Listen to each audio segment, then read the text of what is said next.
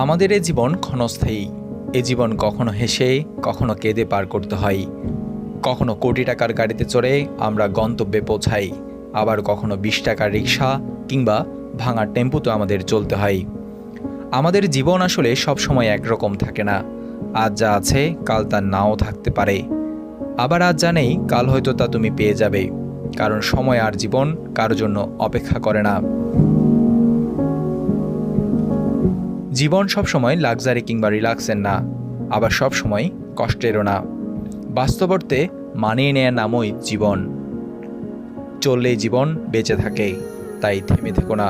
যত বাধায় আসুক, যত কষ্টই হোক, তুমি চলতে থাকো, কারণ তুমি চললেই জীবন চলে, আর জীবন চললেই দেখা মিলে নতুন আশার, নতুন সম্ভাবনার।